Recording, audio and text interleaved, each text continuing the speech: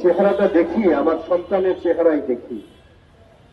ওর বাবা খুব সত্য কথা বলেছেন যে আমি এই হত্যার বিচার চাই না। তার কারণটা হচ্ছে অল্প কয়েকদিনের মধ্যেই আরো একটি ঘটনা হবে, যেই ঘটনার মধ্যে দিয়ে আমার বাচ্চার এই ঘটনাকে ধামাচাপা পড়ে যাবে।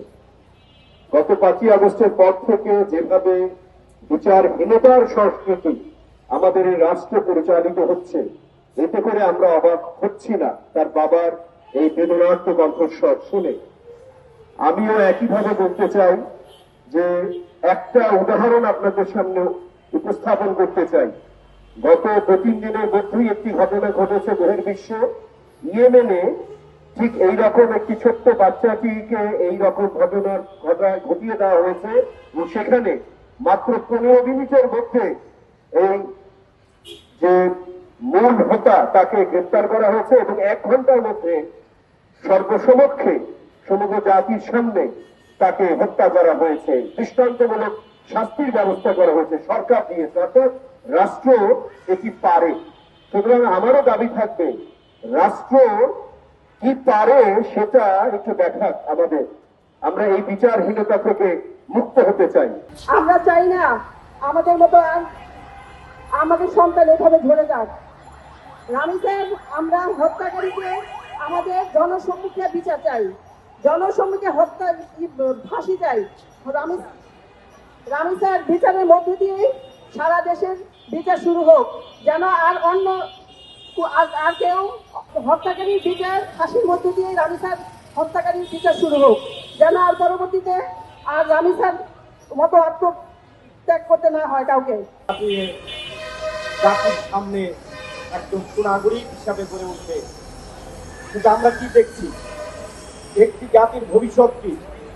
এই যে আমরা যারা খেলাঘর করি, ছোট্ট শিশুদের নিয়ে ভাবি, তারা চিন্তা করি এদেশের শিশুরা মানুষ হলে, এদেশের শিশুরা খেলাধুলা করে সাংস্কৃতিক চর্চার মাধ্যমে, বিজ্ঞান চর্চার মাধ্যমে একটি সম্পূর্ণ পরিপূর্ণ মানুষ, নাগরিক হিসাবে, মানবিক নাগরিক হিসাবে গড়ে উঠবে। আর আমার বাংলাদেশ সেদিন বিশ্বের বুকে বুক চিপিয়ে একটি সমৃদ্ধ দেশ হিসাবে তাকে ঘোষণা করবে। কিন্তু একটি সুপরিকল্পিত ভাবে এদেশের শিশু কিশোরদেরকে ধ্বংস করে দেওয়া হচ্ছে।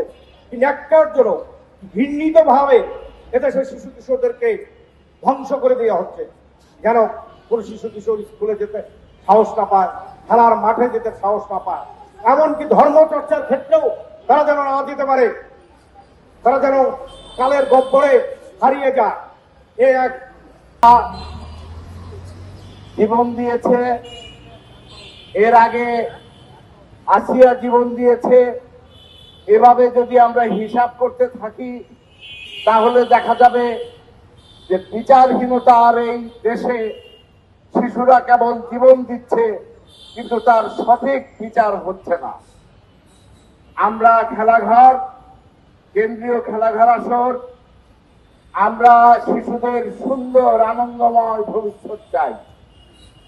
আমরা শিশুদের হাসিতে সুন্দর বিশ্ব চাই। যখন ইসরায়েল প্যালেস্টাইনি শিশুদের হত্যা করেছে, গাজায় হাজার হাজার শিশুদের হত্যা করেছে, এই প্রেস ক্লাবেই আমরা এর প্রতিবাদ জানিয়েছি। সারা বিশ্বের শিশুরা যেন সুস্থ, সুন্দর, আনন্দময় জীবনযাপন করে, সেজন্য খেলাঘর কাজ করে যাচ্ছে, খেলাঘর সংগ্রাম করে যাচ্ছে।